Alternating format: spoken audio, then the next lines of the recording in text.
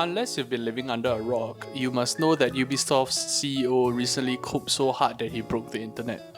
My man Yves called Skull and Bones the world's first Quadruple A game, despite the game being so bad that they had to include an 8-hour free trial in a desperate attempt to get people to play the game within 3 days of the game's official release. Which honestly just goes to show how terrible the game is doing commercially, and if you do a quick search on YouTube, you'll notice that the general sentiment is pretty negative, which is a little sad to see. Especially because this game was supposed to build on the beloved formula introduced in Assassin's Creed Black Flag. I remember heading home after secondary school in 2014 and booting up Assassin's Creed Black Flag, which I heard my friends rave about on the bus ride home. I headed down to the local 7-Eleven to buy some Steam gift cards and get myself the game the very next day. Even my crusty old laptop running the game at a solid 30 FPS on the lowest settings, I look back on the game fondly as one of the best games I've played in my 25 years of life. From its memorable cast of characters, immersive setting, and outstanding ship-to-ship combat, I thoroughly enjoyed my time with Black Flag. So imagine my excitement when I watched E3 in 2017 and saw that Ubisoft was making a fully fledged multiplayer pirate game based on the parts I loved most about Black Flag. The project would be later called Skull and Bones. I was excited and I could hardly wait to grab a few of my friends and sail the 7 seas together once the game was released. I've been following the development of Skull and Bones for a while now, and after 11 painful years of development, the game was finally released in a sorry state in February of 2024 with little fanfare and reportedly terrible sales worldwide.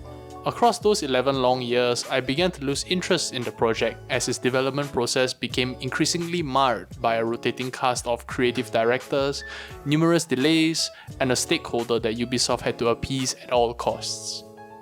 The writing was on the wall, and I knew that the project I was so excited about all those years ago was likely dead in the water.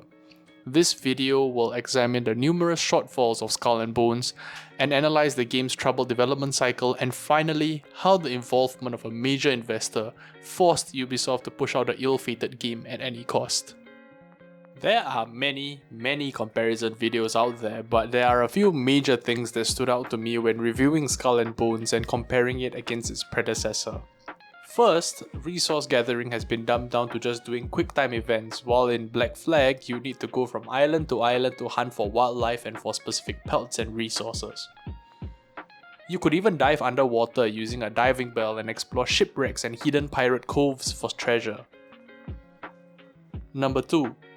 Ship-to-ship combat doesn't showcase enemy ship arc of fire. Black Flag got this right 11 years ago with numerous indicators for different aspects of the opposing ship's arsenal. And lastly, shipboarding. Arguably some of the most enjoyable aspects of a pirate game was reduced to just, again, clicking a button. Yes, you heard me right. You click a button, a cutscene plays, and bam, boarding complete. Now do it like 5 more times or something so you can upgrade your pickaxe, I guess. What baffles me is the fact that Black Flag got this right 11 years ago and there was really no reason to change the formula.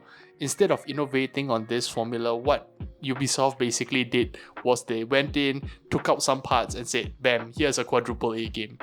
When you board a ship in Black Flag, you have so many options to beat the enemy crew into submission. Imagine this is you, the player. You have so many options to choose from. You could scale the mast and unleash pistol fire from above, you could just leap directly onto the opposing ship and engage in sword fights, or if you, like me, just like blowing stuff up, you could just use the swivel gun located right next to you when the sequence begins. If it was up to me, I could go on for hours about all of the shortcomings of this game, but the bottom line is that Skull and Bones somehow manages to regress to such a level that the final product released in 2024 is somehow worse than its predecessor and objectively feature poor when compared to a product that was released more than a decade ago. Let's go back to our dear CEO's quote. His whole statement reads, "You will see that Skull and Bones is a fully fledged game. It's a massive game, and we feel that people will see how vast and complete it is. It's a Quadruple A game that will deliver in the long run." Now pause. There's a key contradiction in there, isn't it? How can a game that's both fully fledged be at the same time able to deliver in the long run? It sounds like you're buying a PC and the company selling it to you says that they'll ship you the GPU in the long run. This statement alone has already raised many red flags for me when I read it while preparing for this video, but after Ubisoft's history of mediocrity over the past few years, I wasn't surprised that the CEO would double down on Skull and Bones.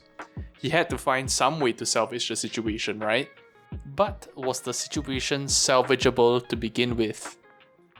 After numerous rounds of delays and a rotating cast of creative directors walking the plank over the past 11 years, I knew the project was doomed for mediocrity at best. This could be a result of numerous issues, but I posit that there are 3 big factors which likely caused the game to ship in such a sorry state. The first of which is scope creep, which should scare anyone who has worked in product management, development, or marketing. Scope creep is where a team starts with a clear set of goals and deliverables for a project, but as everyone dives into the work, new ideas pop up, stakeholders request additional features, and before you know it, your project has grown way beyond its original scope. Think of it this way: imagine you're doing a group project in school where the assignment was to put together a simple 10-slide presentation. Everyone brings their ideas to the table and refuses to compromise with one another. Soon, your 10-slide assignment balloons into 20, 25, 30 slides, since everyone wants to add in all of their points, ideas, and information. That, in essence, is scope creep. This likely happened on a massive, prolonged scale on the development team working on Skull and Bones. The lack of a fixed project scope likely caused the team to constantly pursue an ever-moving goalpost, never to satisfy the higher-ups who had to greenlight the game for release. Finally, resulting in numerous delays, causing the game to stay in the oven for over a decade, yet coming out half-baked. Next, repeated restructuring at the leadership level of the development team also played a role in the game's troubled development cycle. This is especially disruptive for creative projects like game development, where losing a head creative can basically spell doom for the project. These directors report to major stakeholders within the company to deliver a profitable game. Because at the end of the day, companies aren't charities and need to make a profit to survive. Naturally, the expectations of senior management may not align with that of the creative director leading the project on the ground, and may put them at odds with one another. Eventually, these differences can lead to senior management losing faith in the creative director helming the project and ultimately culminate in their replacement. This is disastrous for the project as the main person accountable for decision making has been replaced with someone completely new to the project who may have a completely different vision of the game compared to their predecessor.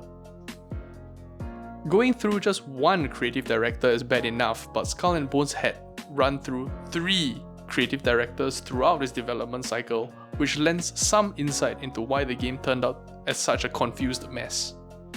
I suspect that the directors brought in to helm the project were constantly at odds with senior management, which explains why there were so many changes over the game's development cycle. And finally, resource constraints could have also played a role in the game's ill fate. It's no secret that Ubisoft's financial performance has been faltering the past few years as a result of mediocre and forgettable releases. Where their stock price has taken a beating as a result of the lukewarm release of Skull and Bones, I believe that there are deeper financial issues at work causing Ubisoft to flounder. Businesses all around the globe operate by fiscal years, and most operate on a quarterly budget system to position organizations in a manner where they can plan and pivot to adapt to economic shifts. Quarterly budgets are a huge deal for companies as they influence practically everything in terms of how the business is run. For instance, if quarterly budgets are tightened by Ubisoft HQ in Paris, branch offices around the world are forced to pivot and manage the reduced resources they have been allocated to run their business in region. This could take the form of resource diversions by allocating employees to other projects, laying off staff, or delaying or cancelling projects and taking the losses from the development. The ill-fated story of Skull and Bones really experienced a total of 9 delays across its 11-year cycle. These are just speculations, but this leads me to believe that Ubisoft sees Skull and Bones as a project doomed for failure with its constant deprioritization in favour of other games and other projects. This begs the question, for a company which seems to have no trouble at all cancelling projects, why did Ubisoft not pull the plug sooner? Did they foresee that the game would pick up steam after release? Or did they have no choice? Here's where the story of Skull and Bones gets even more intriguing. Let's go back to the prehistoric ages of 2016 when the government of Singapore made a deal with Ubisoft. The deal involved the government providing Ubisoft with a financial grant or subsidy in exchange for Ubisoft planting roots in Singapore, leading and developing a AAA title from the island nation. Deals like this happen all the time between companies and publishers, but the dynamics are far more complex when you bring in governments. For example, companies stand a lot to gain from getting on the good side of a local government. Being in a government's good books can make it easy to set up shop in these companies where labor is potentially cheaper, or allows them to easily do business with local entities via outsourcing, licensing agreements, or even open the doors for foreign direct investment. Ubisoft was given an opportunity where they stood to gain all of the above benefits discussed and more, as Singapore's government offered monetary and financial incentives for the company to conduct business on its shores. The deal was simply too good to turn down, and Ubisoft accepted the terms of the agreement, where they'd receive support to develop a AAA title, which would later be known as Skull and Bones. As we know now, development has not been smooth sailing for the project, with numerous allegations of workplace misconduct among other pointers that we've discussed in this video. Despite this, Ubisoft had no choice but to fulfill its obligations and uphold its end of the bargain and push out the game. The alternative of not doing so and inciting the ire of the Singaporean government would be out of the question because the company had already taken the money and essentially set up shop in the country. This again lends even more insight as to why Ubisoft, a company which cancelled 7 games in just over half a year, had decided to weather the decade-long storm to push out Skull and Bones despite the immense financial losses incurred by the company. Again, before I close off, I really don't find joy in talking about topics like this, but I believe it's important to bring the gaming industry back to its glory days. There are many losers in this saga, but by far the biggest loser is Ubisoft themselves. The company has been on a slow downward spiral the past few years, and Skull and Bones is just the latest in their streak of underachievement. That aside, my heart truly goes out to the hundreds of thousands of developers worldwide involved in this project. I completely understand how it feels to be pulled in 100 different directions at once and yet struggle to put out something just because management said so. I understand the struggle of having to work with constantly shifting goalposts and feeling that whatever you do is never enough. I hear you. Rest assured, this mess is not on you at all, and the blame solely rests on the gross mismanagement taking place at the upper echelons of Ubisoft leadership. I personally used to love playing Ubisoft games, and I am just disappointed that a developer that I used to love has fallen so far from grace. From putting out truly enjoyable experiences to even struggling to capture mainstream attention with its flagship IP, this is a cautionary tale that there's no such thing as becoming too big to fail in the gaming industry. That and the fact that any project, no matter how big or small, can be doomed for failure with poor management and poor leadership. At least, those are my thoughts on the situation. Please let me know what you think, and I am very excited to hear what the rest of you guys feel about the situation as well.